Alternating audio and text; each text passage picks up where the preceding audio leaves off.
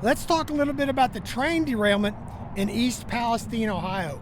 Now, I know that doesn't have anything to do with trucking, but at the end of the video, I'm going to make a connection.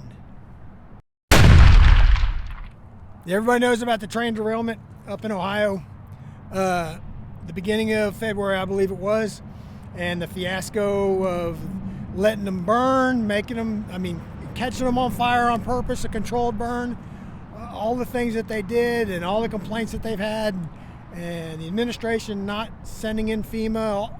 It's a big mess, right? Well, I read a report, the initial report, the preliminary report of the NTSB on this wreck, and it doesn't have a whole lot of information. There were some suspicions on what caused the derailment.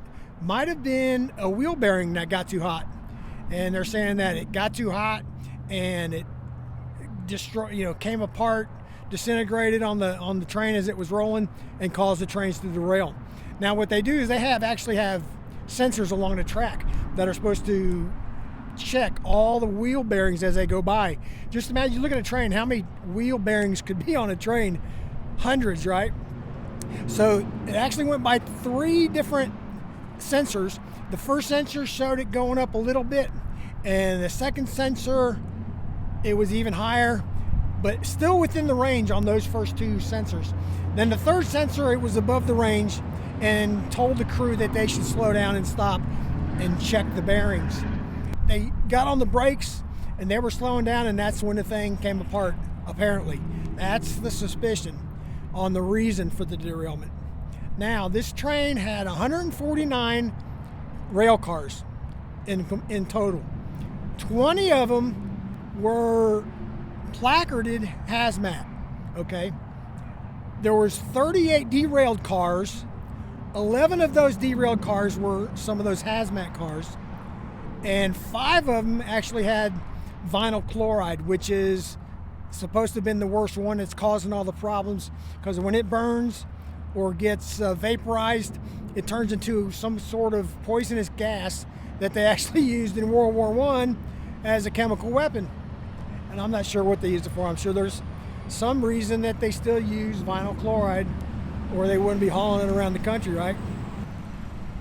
There's a big mess. Why didn't they clean it up? They cleaned it up enough to put new train tracks down so they could get the trains moving again, but they haven't. I don't think they've collected any soil.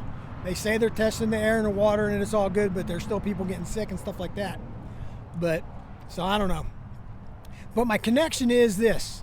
We all know about how our trucks have to be placarded and we have to report, at least the company reports by putting the placard on, and we have to have the right paperwork.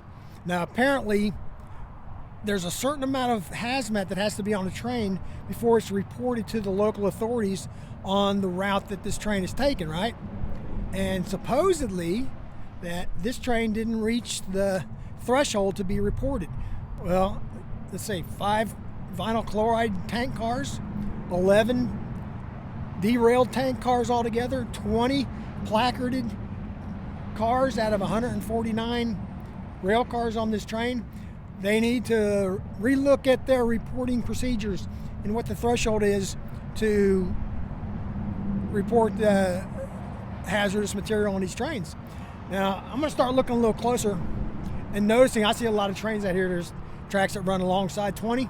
I'm going to start looking at the trains when they're close enough and see if I can actually see placards. I'm not sure I even remember placards. And for trains, I'm sure the placards, they really don't tell the public much, because the tracks are usually kind of off the road unless it's going by a crossing. But it's for first responders, I'm sure.